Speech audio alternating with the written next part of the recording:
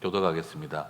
하나님이 노아에게 말씀하여 이르시되 너는 내 아내와 내 아들들과 내 며느리들과 함께 방주에서 나오고 너와 함께한 모든 혈육 있는 생물 곧 새와 가축과 땅에 기는 모든 것을 다 이끌어내라. 이것들이 땅에서 생육하고 땅에서 번성하리라 하시매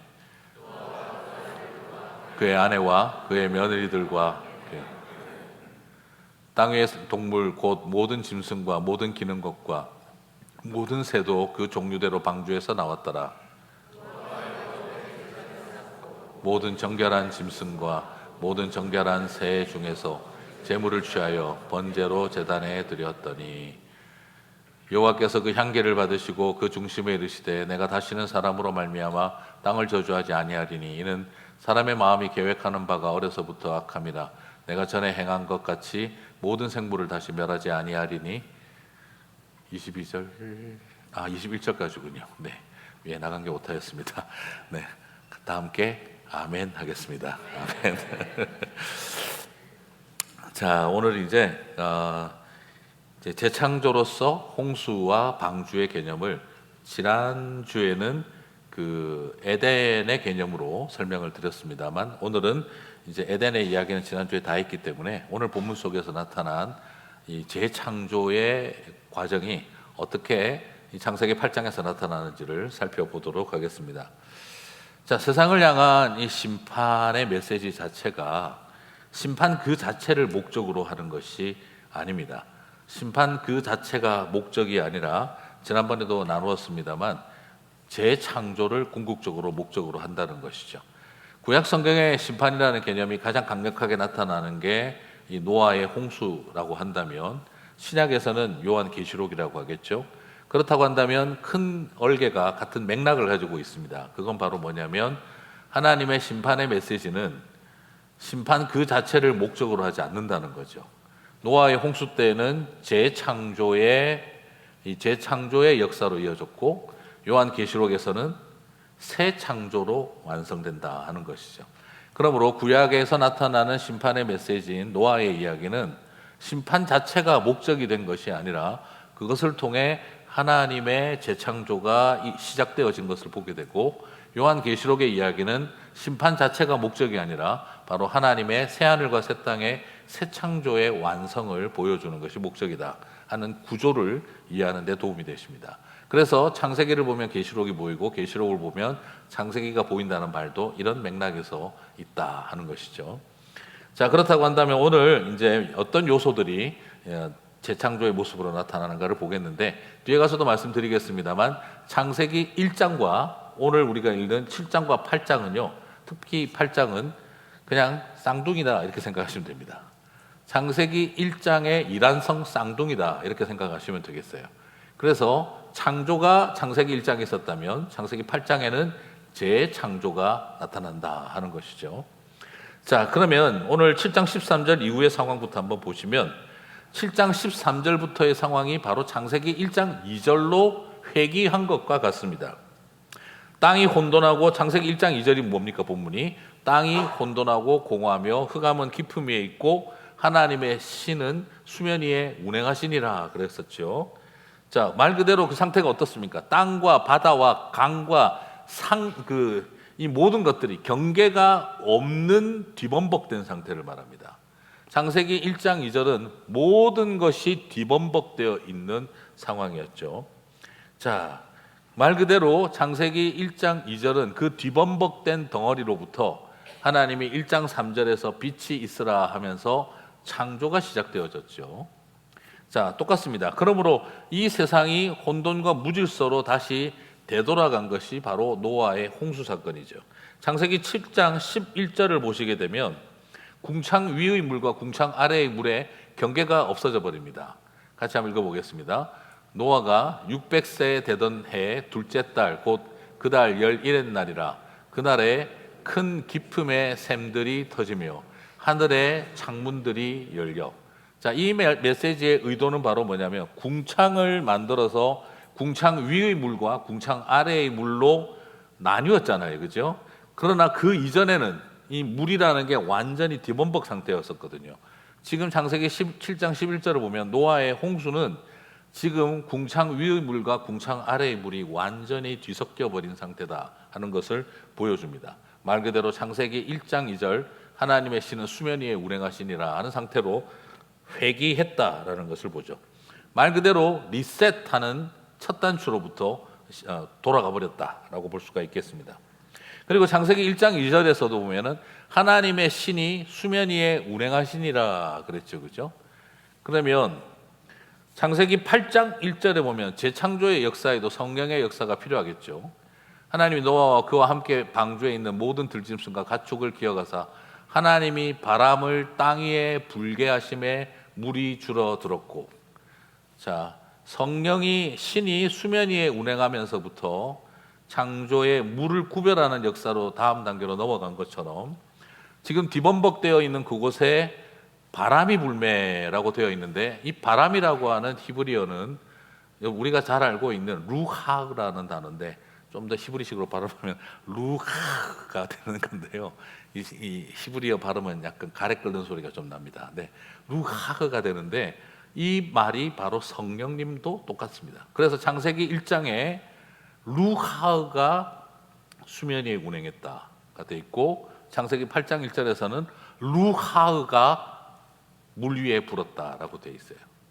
그러니까 하나님의 신이 수면 위에 운행하더라 하는 것과 루하가 불어서 물이 감하여졌다라는 이 표현에서 똑같은 루하가 사용되고 있다는 것이죠.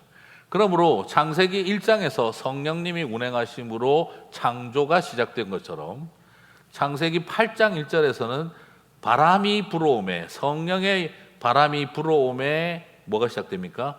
다시 재창조의 역사가 시작이 되어지죠.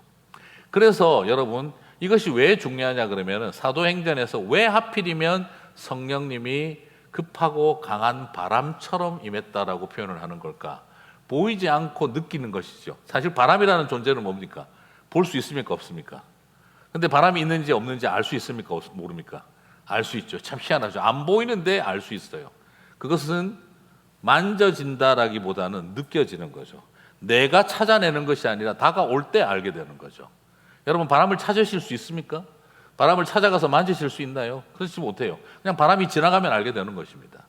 그러므로 바람은 내 눈에 보이지도 않는데 존재한다는 걸 압니다. 나를 터치하고 지나갈 때, 나를 휩쓸고 지나갈 때 부드럽게 터치하든 아니면 휩쓸고 지나가든 바람이 지나가면 알게 되는 것이죠. 자, 이것처럼 성령님이 바람으로 묘사를 하는 그런 의도도 있겠습니다만, 성령님을 바람으로 묘사하는 중요한 이유 중에 하나는 바로 태초에 하나님이 천지를 창조하실 때의 바람의 모습으로, 그리고 8장 1절에서 바람이 불매 재창조의 역사가 시작되어진 개념처럼 신약 성경에서 성령이 임재할 때 급하고 강한 바람으로 임재함으로 뭐가 시작되는 겁니까? 새로운 교회가 시작되어지고 하나님이 우리를 새로운 피조물로 만드는 새 창조의 역사가 일어나는 겁니다. 그래서 예수님, 하나님 아버지가 흙으로 사람을 빚으시고 나서 후 하신 것처럼 예수님이 부활하셔서 제자들을 모아놓고 후 하셨고, 그리고 성령님이 교회 가운데 급하고 바람으로 후 하고 들어오셔서 우리를 새로운 피조물이 되게 만들었다는 것이죠. 그래서 성령님을 바람으로 묘사하는 이유는 이것이 그냥 막연한 개념이 아니라 창세기부터 하나님이 세상을 지으실 때 성령님을 계시하는 방법이 바람이었기 때문인 것입니다. 그래서 예수님도 후 하셔서 내가 바로 창세기에 흙에다가 코에 생기를 넣어준 그 존재라는 것을 예수님이 스스로 보여주고, 성령님이 흙덩어리 같은 성전에 후 하고 들어오셔서 우리를 새로운 피조물로, 새로운 언약의 백성으로 우리를 창조하신 것이죠. 이것이 바로 오늘 발견되어지는 노아의 홍수 사건을 통해 우리에게 보여주고 계시는 하나님의 구속사적인 섭리를 발견하게 되는 것입니다. 그래서 창세기 1장은 창세기 8장의 쌍둥이 본문이 이란성 쌍둥이라고 표현하는 게 더 적절할 것 같습니다. 자, 오늘 이것을 통해 우리에게 주시는 교훈은 바로 뭘까요? 우리의 삶의 인생이 모든 것이 뒤범벅이 되고 뒤죽박죽이 될 때가 있습니다. 내가 원했던 질서가 사라지고 모든 것이 업사이드 다운 되어버리고 구별하고 있던 경계가 무너지고 와장창창 무너지고 도대체 무엇이 옳고 그르고 어디로 가야 할지 방향을 찾지 못할 만큼 모든 것이 우리의 삶 가운데 뒤범벅이 될 때가 있습니다. 육신의 연약함 때문에, 정신적인 방황 때문에, 그리고 또한 발생한 사고 때문에, 돌아가는 세상 때문에, 여러 가지 일어나버린 사건 사고 때문에 우리의 인생이 뒤죽박죽이 될 때가 있습니다. 그것을 그냥 바라보면은 저주받은 삶에 불과하게 되지만, 그러나 그 속에 우리에게 중요한 것은 성령님의 바람이 다시 불면 그 모든 것이 새로운 창조의, 재창조의 또 다른 출발점이 되게 하실 줄 믿습니다. 그러므로 우리 삶 가운데 뒤범벅되어져 버린 현실을, 뒤죽박죽되어 버린 현실에 우리의 영혼을 빼앗기는 것이 아니라 성령 하나님 바람처럼 불어와 주시옵소서. 그것이 우리를 다시 새롭게 하실 줄 믿습니다. 그러므로 우리가 간절히 구해야 하는 놀라운 사건은 하나님의 바람이 불어오는 일입니다. 새 바람이 불게 하여 주시옵소서. 이제 아무것도 보이지 않는 우리들의 상황과 형편 속에 성령 하나님 바람처럼 임하여 주시옵소서. 이 마음이 우리 가운데 있을 때, 그 바람을 느끼실 때, 보이지도 않고 잡히지도 않는데, 그러나 나와 함께 나를 터치하시고 어루만지시고 때로는 나를 휩쓸어 가시는 것을 경험하게 될 때 저와 여러분은 다시 재창조의 역사가 시작될 줄 믿습니다. 그것을 소망하고 붙드시게 되기를 바랍니다. 자, 그러면 이 방주 안에서는 무슨 일을 했을까요? 이제 방주 안에 들어가서, 이 방주 안에 들어가서 무슨 일을 했을까? 365일이다, 370일이다 여러 견해들이 있긴 있습니다만 대체로 370일로 보기는 합니다. 그러나 정확하게는 여러 학자들마다 해석학적인 차이가 있어서, 그러나 한 가지 확실한 것은 뭐냐면 노아의 방주가 유난히 나이와 몇 달, 몇 월, 며칠까지를 밝혀요. 그래서 이거를 그냥 막연한 스토리로 보기에는 너무 사실적인 구체적인 달력을 묘사하고 있어요. 그래서 노아의 홍수 사건을 그냥 막연한 신화로 보기보다는 좀 더 보수적인 우리 신앙을 가지신 분들은 이것을 역사적 사실로 보게 되어지는 하나의 근거 중에 하나가 너무 구체적인 날짜를 밝히고 있다 하는 것이죠. 자, 그런데 1년을 어쨌든 대충 계산해 보면 1년을 방주 생활을 했다는 거예요. 1년을. 여러분 1년 동안 뱃속에서 산다 생각 한번 해보시겠습니까? 배만 타고 1년을 산다. 좋으시겠습니까? 힘드시겠습니까? 차라리 날 지기라 하시고 배멀미만한 1년 하고 나면 그때 나도 그냥 심판받을 걸. 그냥 이 배 안에서 이게 뭔 고생이야. 게다가 거기다가 동물원 아닙니까? 동물원. 네, 완전 동물원인데 이 코끼리가 똥을 싸대죠. 또 오줌을 싸죠. 하마가 그냥 똥 누고 그냥 막 하품 쩍쩍 쌌죠. 이거 어떻게 감당을 해요? 네, 그거 8명이서 똥 치우고 오줌 닦아주고 먹이고 하다가 허리가 나갔을 것 같아요. 그래서 노아의 방주 끝나고 나서 노아 가족들이 단체로 허리 디스크 전부 다 나갔다 이렇게 됐을 것 같아요. 그러면 만약에 그랬다고 한다면 차라리 그때 심판받는 게 나았겠다, 이 생각이 들지는 않았을까 싶을 정도로 고생을 했겠다 싶기도 합니다. 그런데 개인적으로 생각할 때 적절한 어떤 수고는 있었을 거라고 생각을 합니다. 그래서 오히려 방주 안에서 했던 일은 지극히 평범한 일상적인 일이었을 것이다 라고 정리할 수 있을 것 같아요. 그러나 또 한편으로 생각을 한번 해본다면 노아와 가족, 우리가 생각 한번 해봤으면 하는 것은 이 방주는 노아가 돌봅니까? 하나님이 돌보십니까? 우리는 분명히 고백할 수 있는 건 그 험한 그 파도 속에서 150일 이상을 떠다니려고 하면 그것은 하나님이 돌보시지 않고서는 1년을 버텨낼 수가 없거든요. 분명히 그들도 엄청난 노동을 했을 거예요. 적절한 노동을 했을 거예요. 그러나 디스크 나갈 만큼 차라리 그때 심판받는 게 나았겠다 싶을 만큼은 아니었을 거라고 생각을 해봅니다. 그러니까 이거는 해석이 아니라 저희 묵상입니다.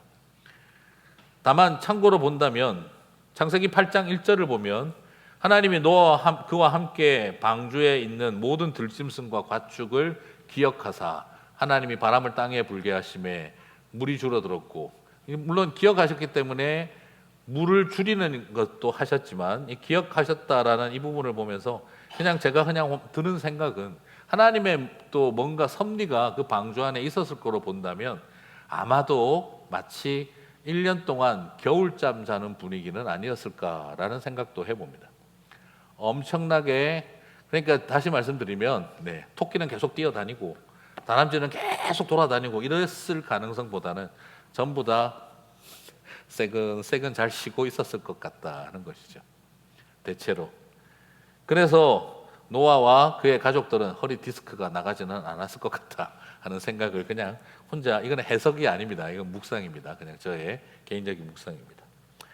그래서 방주와는 생존을 위한 전쟁터 같고 동물농장 같은 분위기가 아니라 그냥 말 그대로 평화와 안식과 쉼이 가득한, 평화와 안식과 쉼이 가득한 바로 천국 같은 안식터였을 거다라는 생각을 해봅니다. 말 그대로 잘 자라 우리 아가 하는 분위기죠.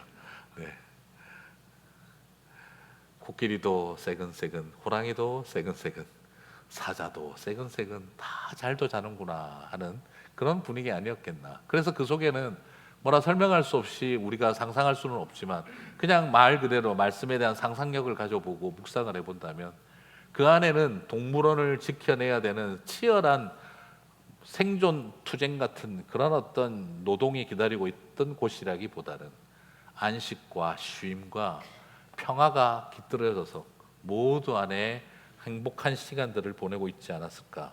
그래서 330일의 방주 생활은 우울증 걸리기 딱 좋은 순간들이 아니라 오히려 허리 디스크 나가고 그냥 허리가 그냥 막 부러질 만큼 힘들었던 시간들이 아니라 오히려 하나님이 끝까지 기억해 주시는 시간이었다라는 겁니다. 여기서 기억하사라는 표현이 그래서 완료형이 아닙니다. 미완료형을 사용하고 있습니다. 하나님이 그 안에 있는 모든 것들을 계속해서 생각하고 계셨다라는 것이죠. 그것은 결국 우리에게 어떤 의미를 줍니까? 노아의 방주는 우리가 하나님의 머릿속에 머무르는 시간이었다. 우리는 방주 안에 머무르는 시간이 아니라 하나님의 기억 속에 머무르는 시간, 하나님의 머릿속에 머무르는 시간, 하나님의 마음속에 머무르는 시간이었다. 그러므로 주님이 우리를 기억하신다 하는 이 표현을 굉장히 뇌과학적으로 접근하지 마시고 오히려 더 시적으로 접근해 보시기를 바랍니다. 주님의 머릿속에 우리가 있다 하는 것이죠. 주님의 마음속에 우리가 머무르고 있다 하는 것입니다. 바로 여러분, 우리는 어떤 존재입니까? 어떤 상황에서도 하나님은 저와 여러분을 당신의 기억 속에 저장하고 계십니다. 저와 여러분을 기억 속에 담아두고 계십니다. 어떤 풍랑이 일어나고 밖에서 어떻게 온 세상이 물로 뒤덮이고 죽음의 두려움이 엄습한다 할지라도 저와 여러분은 주님의 기억 속에 거하는 존재들이라는 걸 꼭 기억하시기를 바랍니다.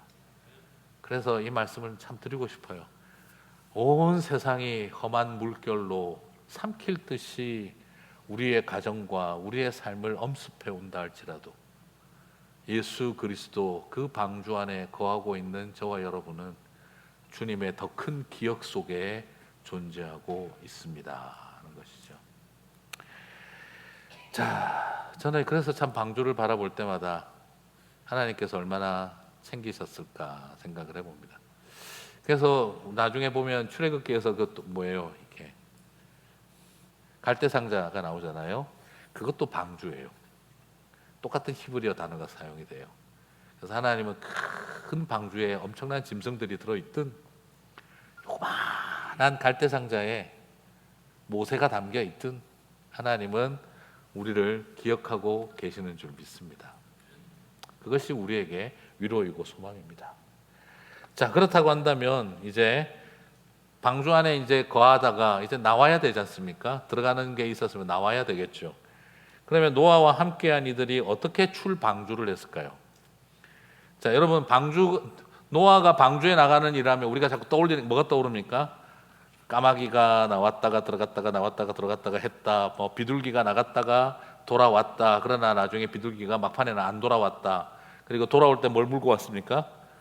감람나무 잎사귀를 입에 물고 왔다라고 되어 있죠. 자, 참 여기 보면은요, 노아가 나름대로 동물들하고 오래 살다 보니까 특징을 파악을 잘 했나 봐요. 그죠? 까마귀를 먼저 내보내고, 까마귀가 왜냐하면 생존력이 세죠. 그리고 새들 중에 까마귀만큼 머리 좋은 애들이 없죠. 까마귀가 머리가 되게 좋아요. 여러분, 새들 중에 그 지붕에, 저 강원도에서 봤다니까요. 지붕에 이렇게 군대 막사에 이렇게 보면 강원도에 눈이 쌓여 있잖아요. 그냥 이게 얼거든요. 근데 까마귀가, 웃기는 녀석이, 까마귀가 뭐 이상한 이렇게 조그만한 그 플라스틱 통 같은 거 하나 입에 물고 와서 놓더니 그 위에 타고 미끄럼을 타는 거예요. 좀 제가 안 믿으시는 분들이 많은데 제가 눈으로 봤다니까는요. 우리가 보고 다 넘어갔어요. 저놈이 미끄럼 탄다. 그냥 타면은 그냥 미끄러진 건지 알 수가 없잖아요. 그런데 요만한 플라스틱 무슨 통 같은 거 이거 하나를 어디서 물어와가지고 딱 놓더니 거기에 딱 써가지고 미끄럼을 쫙 타고 그 슬레이트 지붕이 있잖아요. 이걸 내려가는 거예요. 제가 잘 못 믿으시는 것 같은데 제가 설교하고 있습니다. 믿으셔도 됩니다. 네. 제가 눈으로 본 거니까. 그래서 너무 웃겼어요. 이게 머리 좋은, 저 정말 머리 좋은 놈이다. 그래서 이 까마귀가, 세상에 나는 미끄러면 사람만 타는 줄 알았는데 눈썰매를 까마귀가 타는 걸 제가 봤다니까요. 얘들이 머리가 장난 아니게 좋아요, 실제로. 그래서 까마귀는 시커멓게 생겼다고 우리 자꾸 사람들이 이상하게 말하는데 까마귀 고기 먹으면 머리 나빠진다. 그렇지 않아요. 제가 볼 때 분명히 머리 좋아질 것 같아요. 예. 그리고 까마귀는 제가 말씀드렸죠. 까마귀는 과수원 집 아들 입장에서 너무 좋은 새예요. 실제로 까마귀 날자 배 떨어진다는 말이 무슨 말인지 사람들이 잘 모른다고 제가 이야기 들었는데, 까마귀는 배를 안 먹습니다. 까마귀는 육식성이라 배를 안 찍어 먹어요. 까마귀가 만약 배 근처에서 찍고 있으면 그건 벌레 잡아먹고 있는 거예요. 그래서 농사 짓는 사람들은요, 까마귀를, 사람들은 흉하다 그래서 흉조라고 하죠. 뭔가 그 화를 불러올 것 같아서 흉조라고 하는데, 농사 짓는 사람들은 익조라고 합니다. 너무너무 유익한 새라는 뜻이에요. 그래서 까마귀가 돌아다니면은요, 해충을 잡아먹고 벌레를 잡아먹어줘요. 그래서 까마귀 날자 배가 떨어졌다, 무슨 뜻입니까?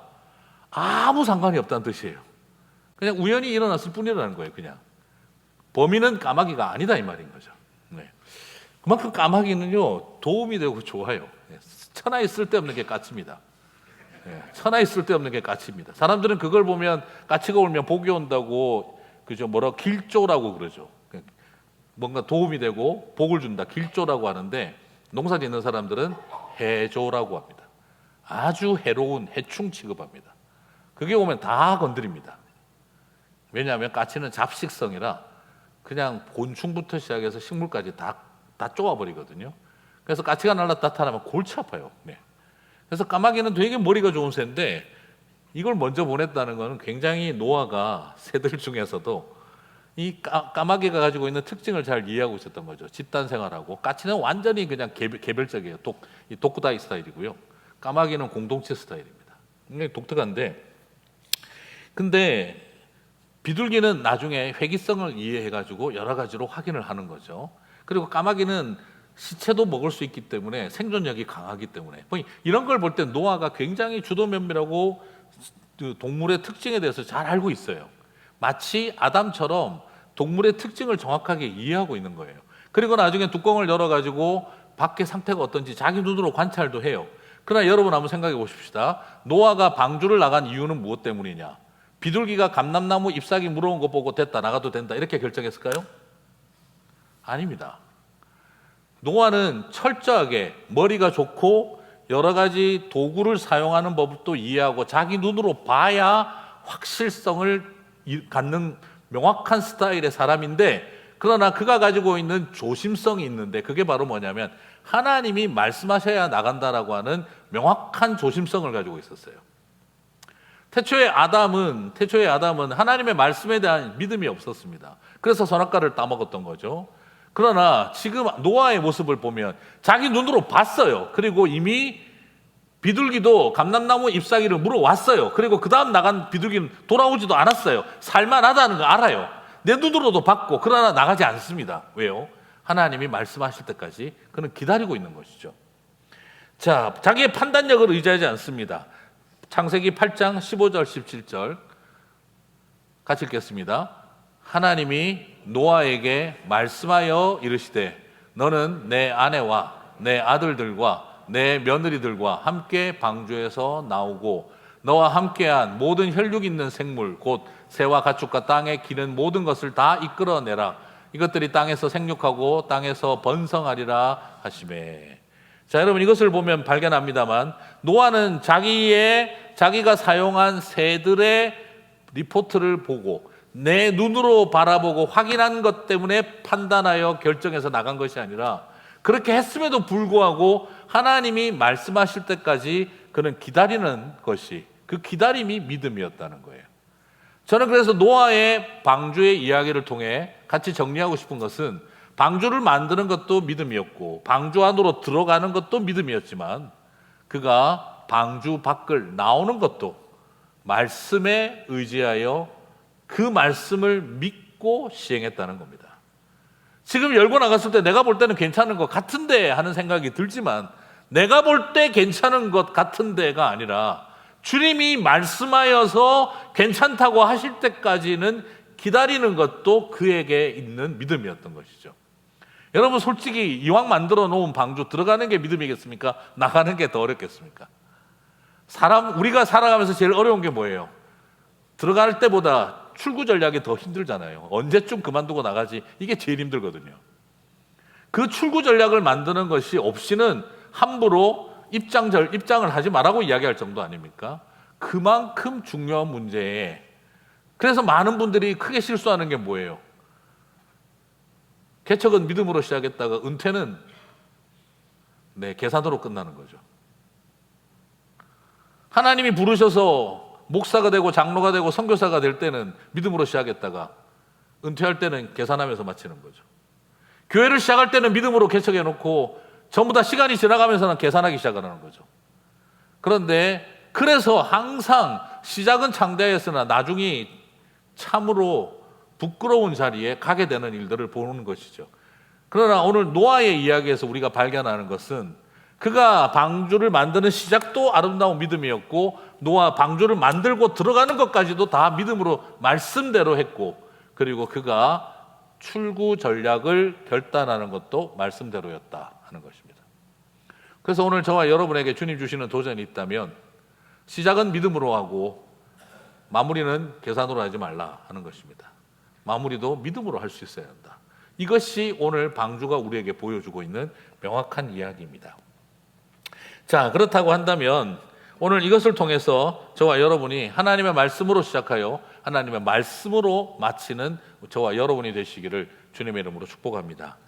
그리고 출방주 이후에 그러면 이제 하나님이 제일 먼저 하신 두 가지가 있으세요. 하나님은 어떤 일을 하셨느냐? 노아의 방주에서 나오라고 하신 다음에 하나님이 제일 먼저 하신 일이 첫 번째가 여러분 누구한테 어떤 일을 했다면 누구한테 하겠나 물어보면 제가 그냥 언뜻 드는 생각에도 노아와 노아의 가족들에게 뭔가 하시겠지 이런 생각이 들거든요.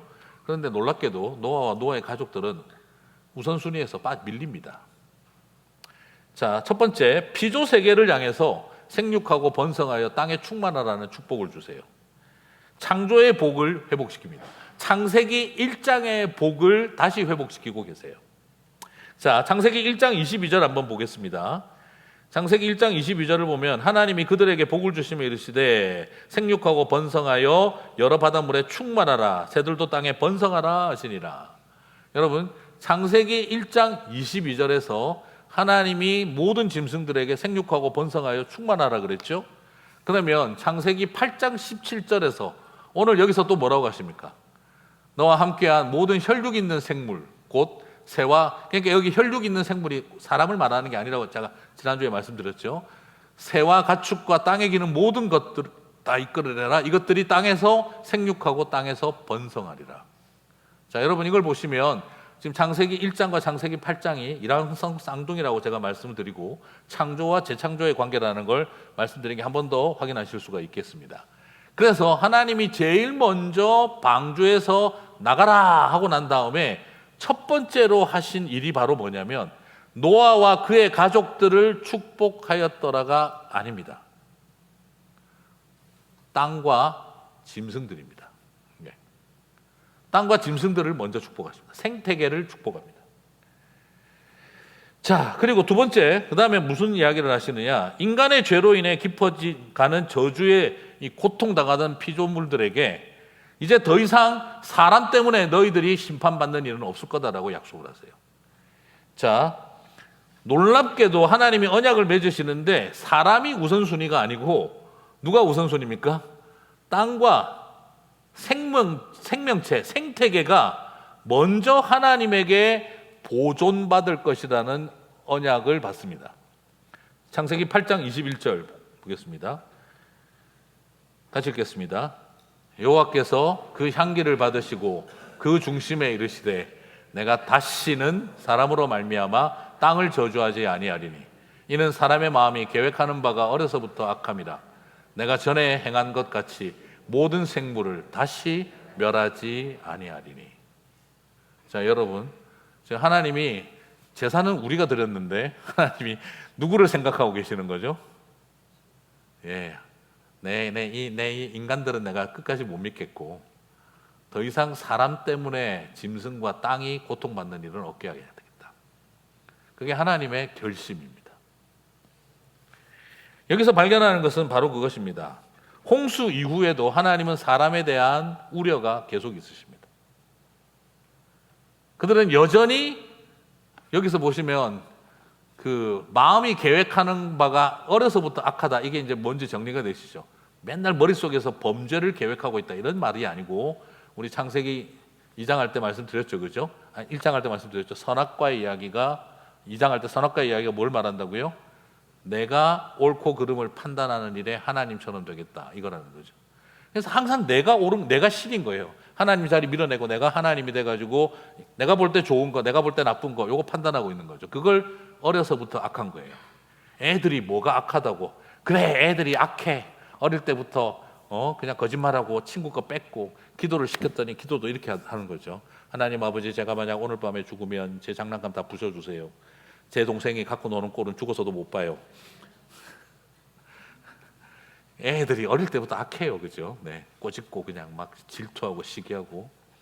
그래서 봐라, 성악설이다. 이런 이야기가 아닙니다. 그런 수준의 이야기가 아니라 어릴 때부터 온 세상의 중심이 나 자신이 되는 것, 내 눈에 보기에 좋은 걸 찾는 것, 이게 악이라고 이야기를 하고 있거든요. 이거는 안 바뀐다 이 말이에요. 홍수 이후에도 사람이 안 바뀐다는 거예요. 그래서 하나님께서 지금 뭘 약속하고 계십니까? 사람으로부터 생태계를 보호하겠다는 거예요. 자, 여러분, 오늘 이 본문을 되게 중요하게 보셔야 되는 포인트가 여기에 있습니다. 생태계를 누구로부터 보호하십니까? 사람으로부터 보호하는 겁니다. 인간이 가지고 있는 욕망과 죄는요, 끝이 없다는 걸 아시기 때문에 하나님은 생태계를 보존해야 되는데 세상의 죄악으로부터가 아니고 인간으로부터예요. 인간으로부터. 그러므로 인간은 자연과 생태계를 보존할 가능성보다는 오염하고 파괴시킬 가능성이 더 높다는 겁니다. 그래서 하나님은 이 생태계를 인간으로부터 보호하는 것이 노아의 홍수 이후 첫 번째 약속하신 것입니다.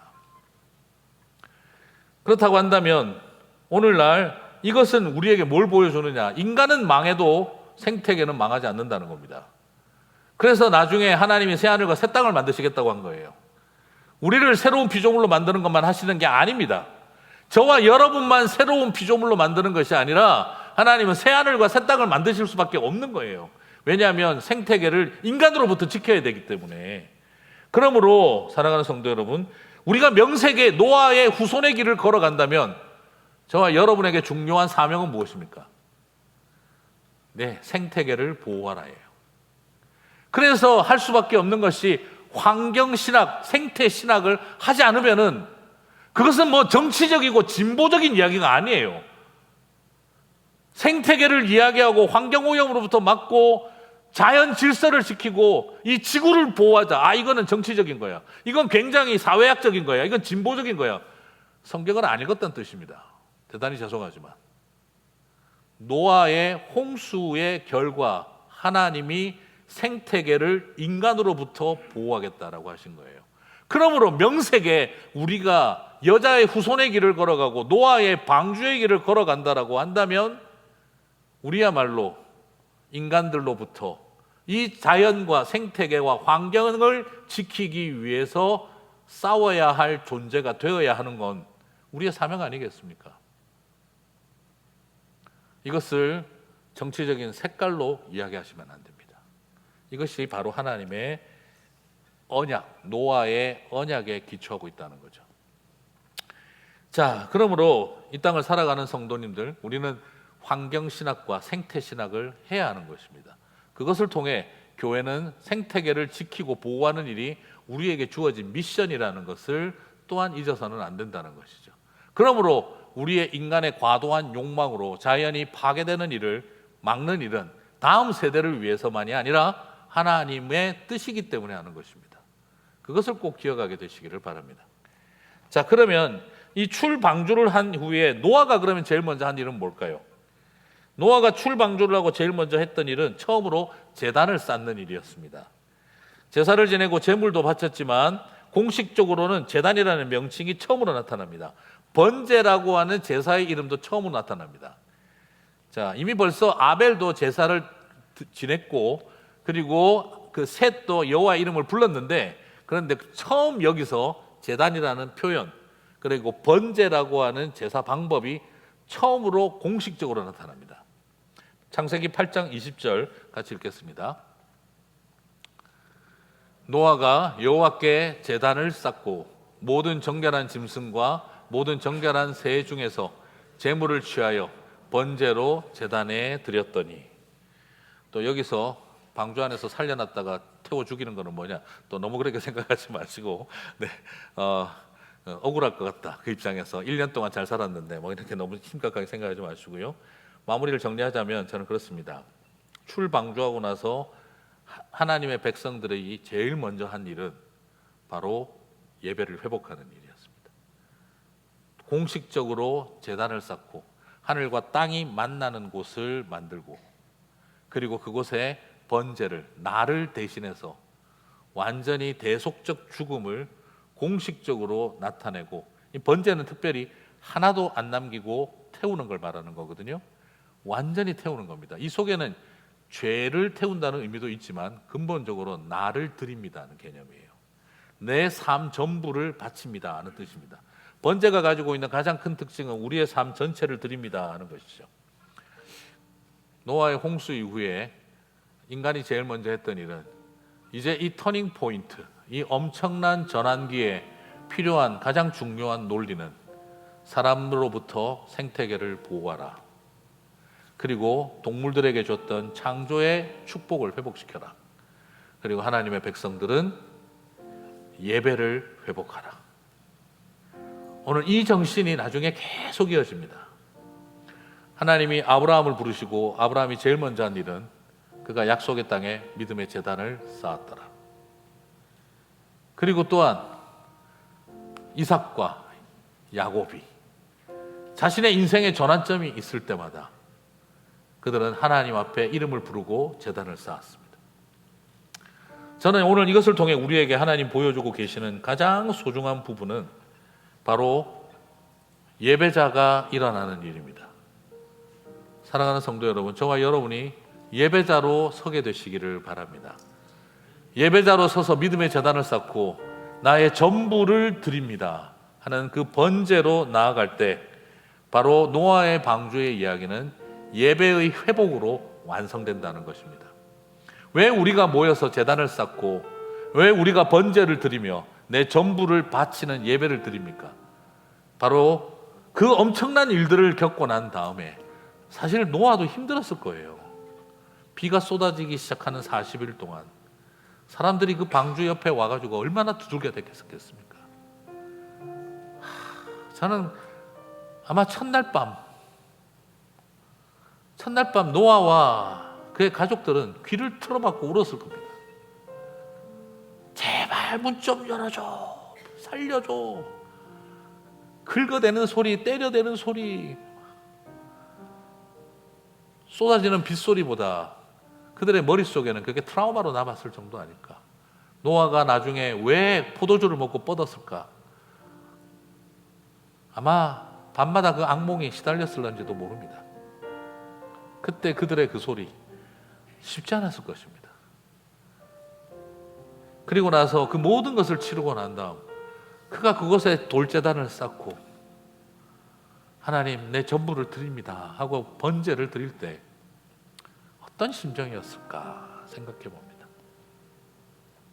사랑하는 성도 여러분, 오늘 저와 여러분 안에 예배의 사모함이, 그 예배의 절실함이 오늘 우리 안에 있었으면 좋겠습니다.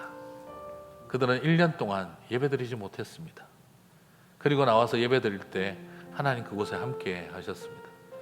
팬데믹을 보내면서 우리는 그렇게 드리지 못했습니다. 아마 첫 예배를 드릴 때, 지금도 생각해 봅니다. 온라인으로 첫 예배 드릴 때 얼마나 눈물이 났는지 모릅니다. 그리고 대면으로 첫 예배 드릴 때 얼마나 기뻤는지 모릅니다.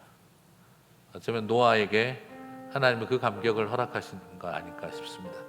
오늘 다시 우리의 예배를 사모하시게 되기를 바랍니다. 주님 찾으시는 예배자 되시기를 축복합니다.